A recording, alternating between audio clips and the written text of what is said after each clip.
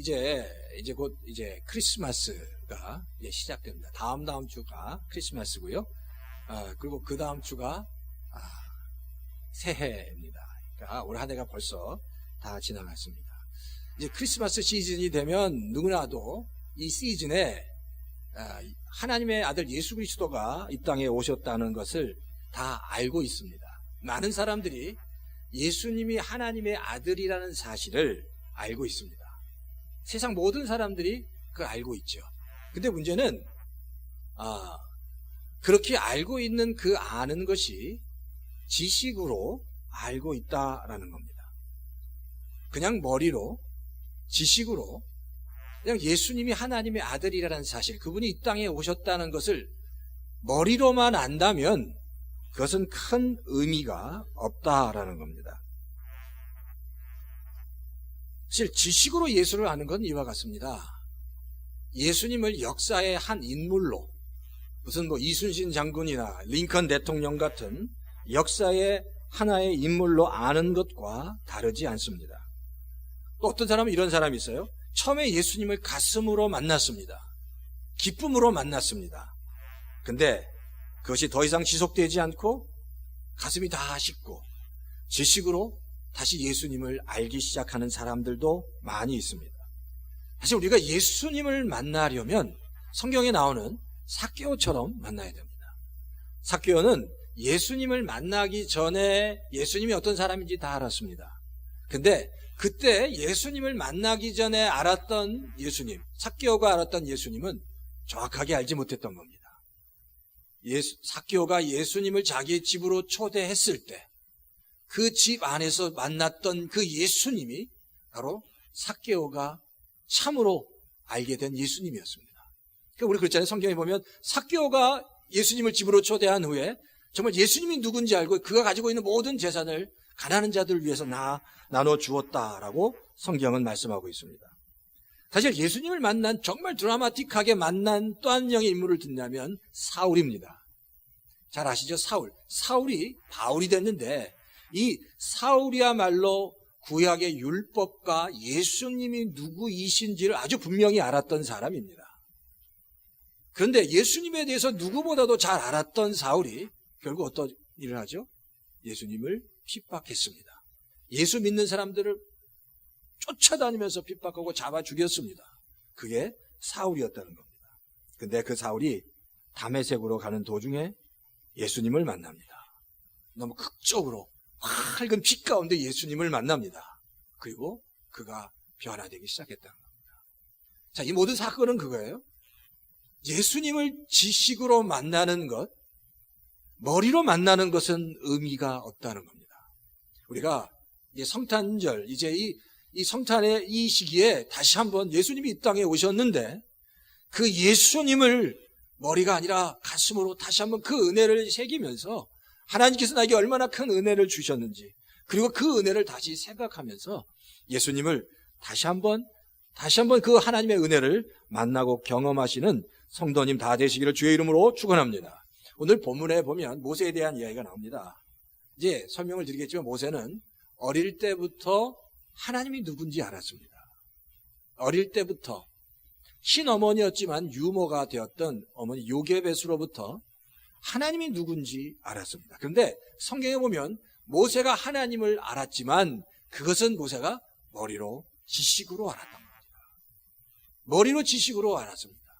그런데 그 모세가 머리로 알았던, 지식으로 알았던 모세가 정말 가슴으로 하나님을 경험할 때까지 80년이라는 세월이 흘렸습니다. 80년 동안, 하나님은 80년 동안 모세가 이 마음으로, 가슴으로 알기를 기다리셨습니다. 바라기는 우리 열린교회 모든 성도님들이 다시 한번 가슴으로 주님을 경험하고 영접하고 정말 그 큰 하나님의 은혜의 역사들이 이 마지막 올 2016년 12월 달 이 성탄의 이 계절에 그 놀라운 하나님의 은혜를 다시 한번 체험하시는 성도님 다 되시기를 주의 이름으로 축원합니다. 오늘 이제 본문의 내용을 좀 배경을 설명하면 이렇습니다. 모세는 그 당시 노예였던 히브리 여인 요게벳으로부터 출생합니다. 근데 이제 요게벳이 더 이상 모세를 키울 수 없기 때문에 갈대 상자에 이제 흘려 보냅니다. 그리고 그 갈대 상자를 바로 바로의 공주가 그것을 발견하고 이제 모세를 자기 아들로 삼습니다. 이제 왕자가 되지 않습니까? 자, 왕자가 됐는데 그 왕자의 유머로 바로 친어머니 요게벳이 들어갑니다. 그 바로 이제 모세 스토리가 그래요. 그 유머로 들어간 친어머니로부터 모세는 철저하게 하나님이 누구이신지, 그리고 이스라엘이 히브리 민족이 어떤 민족인지, 그 이스라엘의 히브리 민족의 모든 역사에 대해서 소상하게, 아주 소상하게 들었을 겁니다. 그 유머로 들어온 어머니가 그 모세를 정말 히브리인으로 키웠을 겁니다. 그리고 그렇게 성장했습니다. 그것을 알 수 있는 이유가 모세가 40이 되어서, 나이가 40이 되어서 애굽 왕자로 민정시찰을 나갔는데, 그 당시 애굽의 감독관이 그 이스라엘 백성들을 몹시 괴롭히는 장면을 봅니다. 근데 모세 안에는 이 히브리인의 피가 흐르기 때문에 이 펄펄 끓으니까 그 애굽의 감독관이 자기의 민족을 그렇게 괴롭히는 것을 보지 못했습니다. 그래서 그 사람을 죽였다. 근데 이 모세를 가만히 보면 그 애굽의 감독관을 죽였을 때 뭔가 그런 계획이 있었습니다. 이게 하나님께서 움직일 D-Day다라는 생각을 했던 것 같아요. 내가 이 감독관을 죽이면 뭔가 이걸 통해서 하나님께서 이스라엘 백성을 향한 놀라운 구원의 어떤 역사의 어떤 시발점이 될 거라는 생각을 했던 것 같습니다. 근데 하나님은 그런 생각을 가졌던 모세를 통해서 아무 일도 하지 않으셨습니다. 어떤 일도 하지 않으셨습니다. 오히려 모세가 애굽 왕자에서 쫓겨나고 미디안으로 도망간 도망자가 됐다는 겁니다. 모든 걸 다 잃어버렸습니다. 그리고 오늘 본문에 보니까 그렇게 모든 것을 잃어버렸던 모세가 그 가시떨기 나무 앞에서 하나님을 대면하고 있습니다. 그 호렙산 가시떨기 나무 앞에서. 오늘 그게 이 말씀이 오늘 본문의 배경입니다. 오늘 이 말씀의 배경을 통해서 한 두 가지 정도, 이 말씀을 통해 한 두 가지 정도 하는 영적인 그 은혜를 나눴으면 좋겠습니다. 첫 번째는 모세는 하나님 앞에서 자신의 모습을 그대로 본 후에 모세가 회복됐다는 겁니다. 하나님 앞에서 하나님은 모세에게 자신의 모습을 그대로 보여주셨습니다. 그것을 모세가 깨달았다라는 겁니다. 모세가 애굽의 왕자에서 미디안 광야로 도망쳐온 도망자가 된 후에 40년 동안을 미디안 광야에서 보냈습니다. 40년 동안 미디안 광야에서 보냈을 때 한번 생각해 보십시오. 과연 모세가 하나님을 잊었을까? 40년 동안 모세는 하나님을 모두 잊고 살았을까? 저는 그렇게 생각하지 않습니다.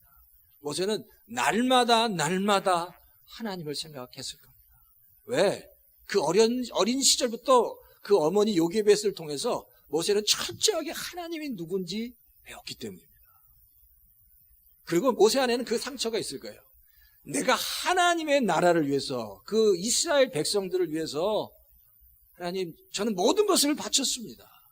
제가 그 애굽 그 감독관을 죽이면서 뭔가 일을 시작했을 때 그때 하나님이 뭔가 일을 하실 줄 알았습니다. 거기에 대한 미련과 하나님에 대한 상처가 모세에게 여전히 있었을 것 같아요. 그러니까 그런 회환들, 그런 상처들, 하나님에 대한 그런 상처들로 모세에게 40년의 세월이 지나갔다라는 겁니다.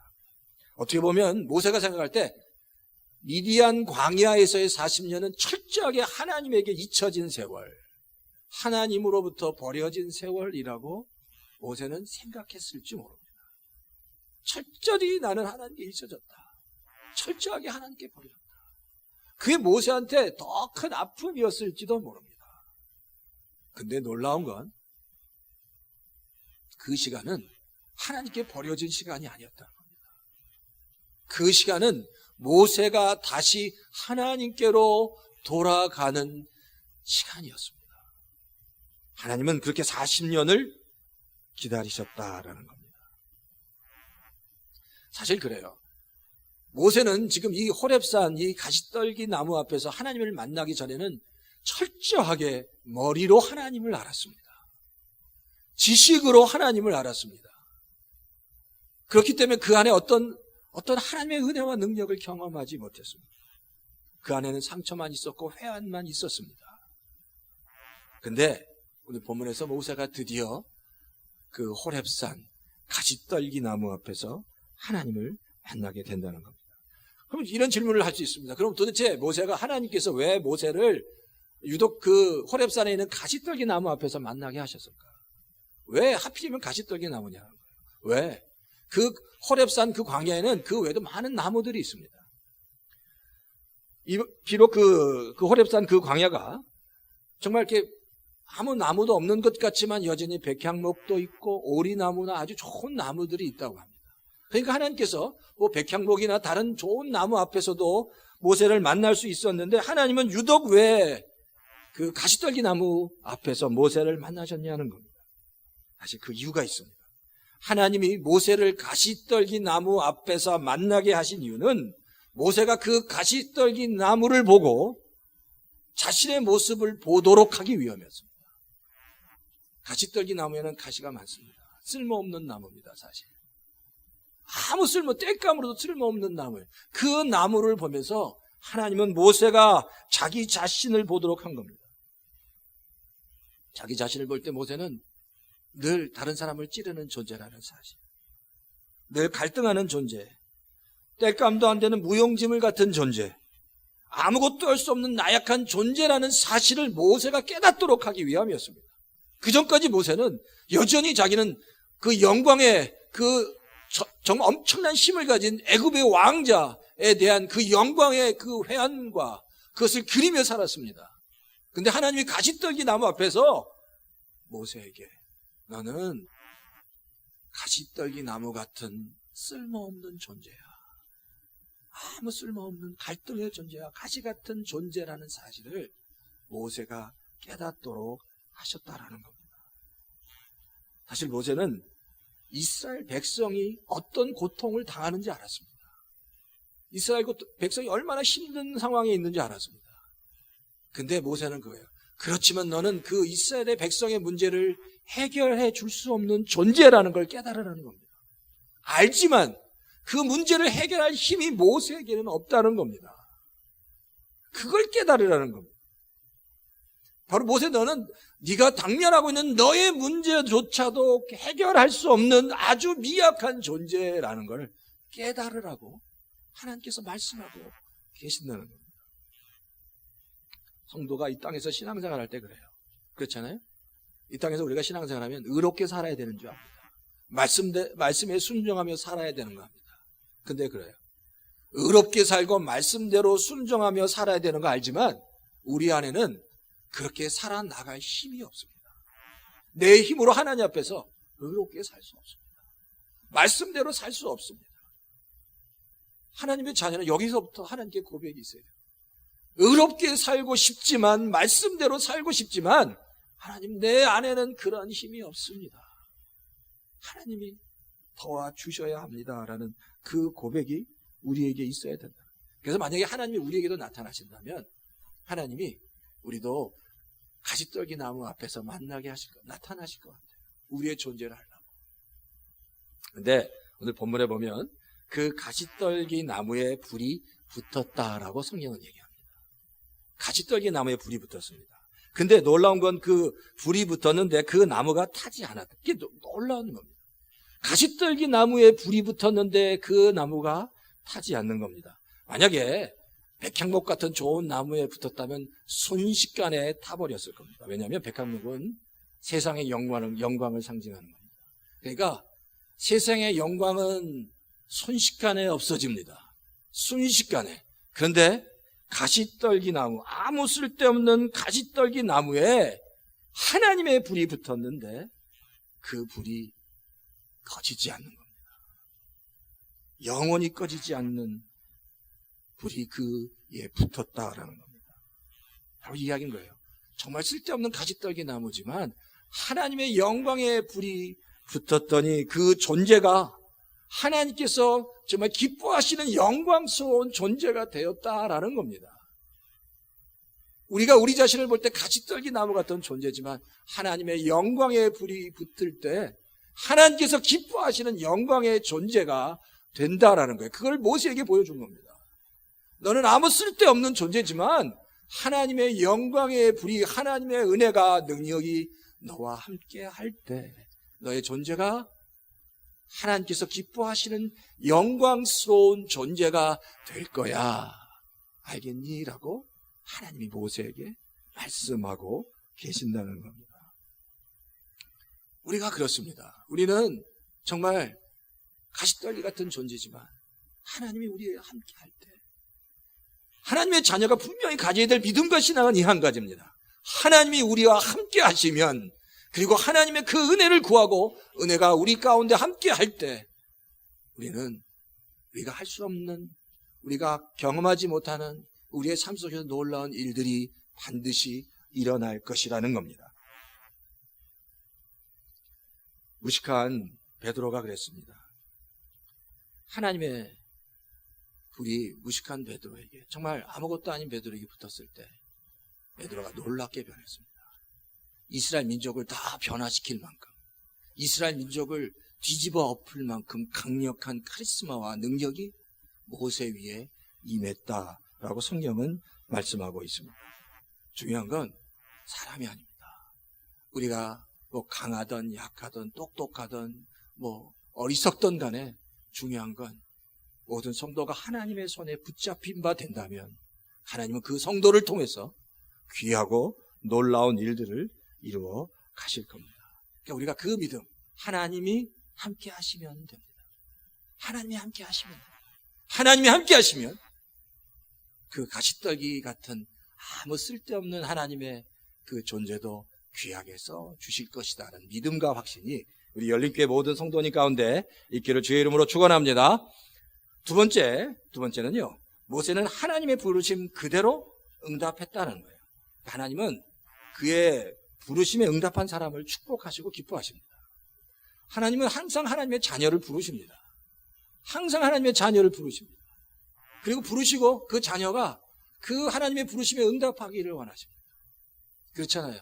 우리가 자녀를 부를 때도, 자녀를 불렀을 때 자녀가 네 하고 예 엄마, 예 아버지라고 그렇게 응답하는 그 소리가 부모에겐 기쁨이 있는 것처럼 하나님은 늘 하나님의 자녀를 부르십니다. 그리고 하나님은 그 자녀가 응답할 때 그것을 몹시 기뻐하신다라는 겁니다.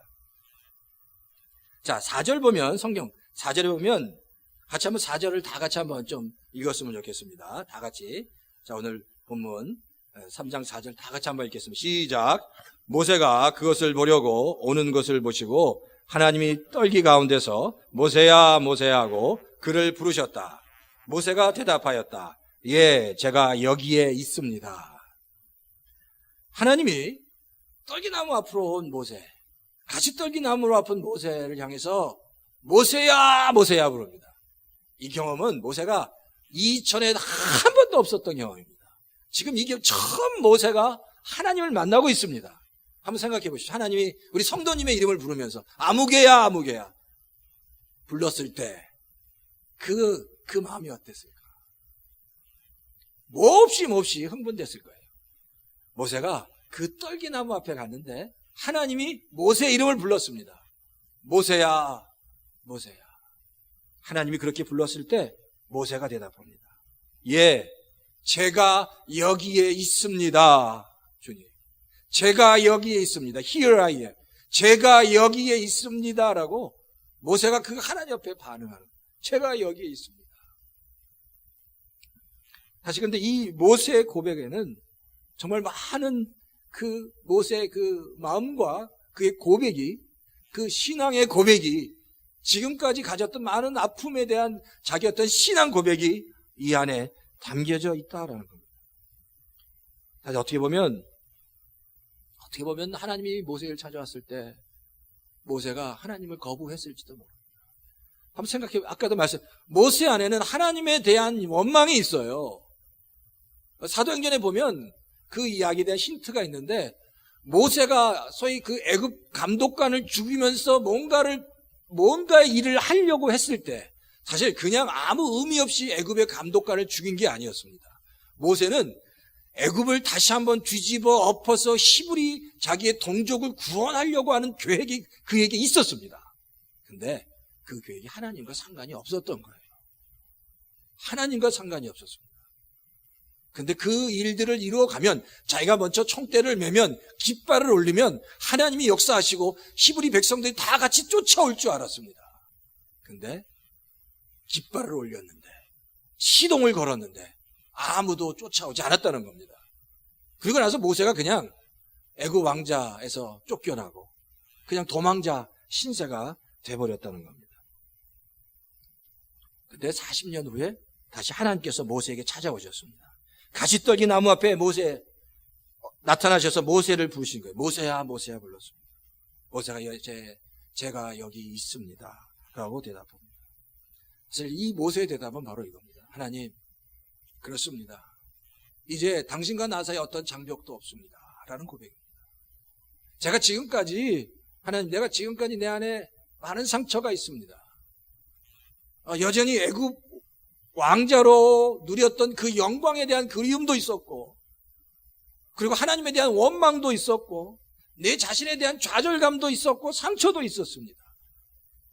지금 모세는 하나님 앞에서 모든 그 하나님과 모세를 가로막고 있는 모든 그 장벽들을 지금 다 내려놓고 허물고 있다는 겁니다.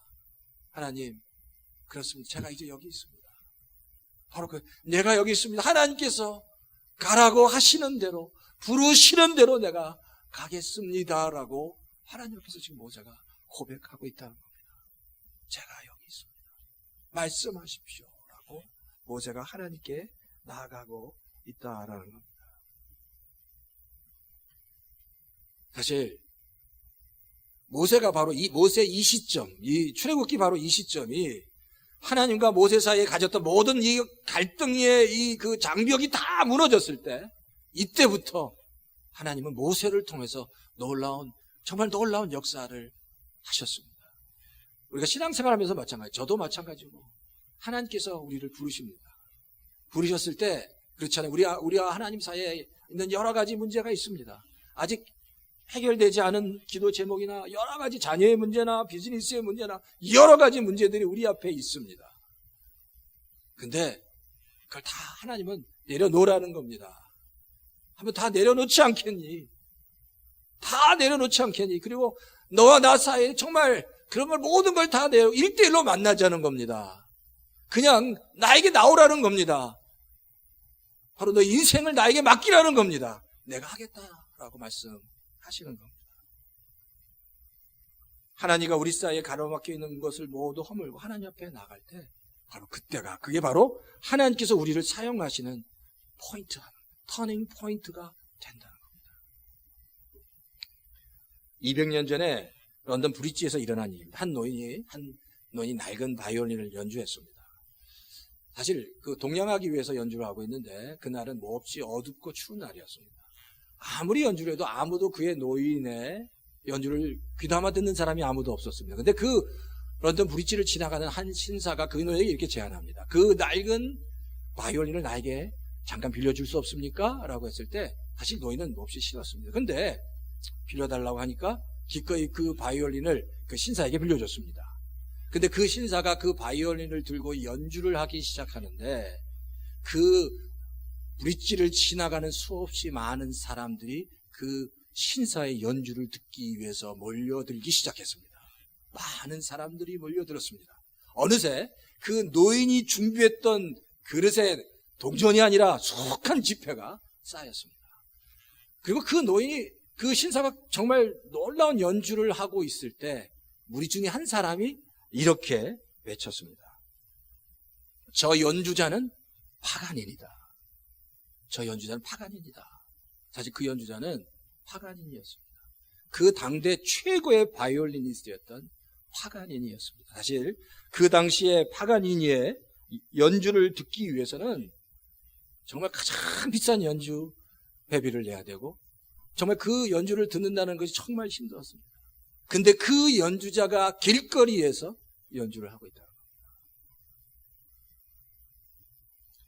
그 연주를 듣고 있었던 사람 중에 누가 제일 기뻤을까요? 그 노인이 기뻤을 겁니다. 그 노인이. 왜? 그 그릇에는 수억하게 돈이 쌓이기 시작했습니다. 근데 만약에 그 노인이 그 바이올린, 낡은 바이올린을 그 파가니니에게 넘기지 않았다면 그 노인에게는 아무런 기적도 일어나지 않았을 겁니다. 근데 그 바이올린을 파가니니에 넘기는 순간 기적이 일어나기 시작했습니다. 우리 인생도 마찬가지예요. 우리 인생은 가시떨기 나무 같은 정말 아무것도 아닌 존재입니다. 하나님 앞에서 먼저 내가 누군지 분명히 알아야 됩니다. 나는 정말 아무것도 아닙니다. 쓸모없는 존재입니다. 그러나 내가 하나님의 손에, 주님의 손에 들려질 때 하나님께서 하십니다. 라는 이 믿음과 신앙의 고백이 우리에게 있어야 될 줄 믿습니다. 이 고백을 통해서 하나님께 나간다면 하나님의 손에 들려질 때 하나님은 저를 통해서, 우리를 통해서, 우리 열린교회를 통해서 하나님께서 하실 것입니다라는 이 믿음과 확신을 가지고 하나님께 나간다면 하나님은 그 믿음의 성도를 통해서 반드시 하나님의 놀라운 일들을 보이시고 역사하실 겁니다. 이게 바로 신앙인들이 가져야 될, 하나님의 자녀들이, 성도가 가져야 될 분명한 믿음입니다. 나는 아무것도 아닙니다. 모세가 고백한 것처럼, 모세가 본 것처럼 아무 쓸데없는 떨기나무, 가시 같은 존재, 다른 사람을 찌르는 존재, 갈등하는 존재, 쓸모없는 가시떨기 같은 존재지만 그 위에 하나님의 그 영광의 불이 임하니까 영광스러운 존재가 된 것처럼 하나님께서 우리 성도님들을 그렇게 사용하실 줄 믿습니다.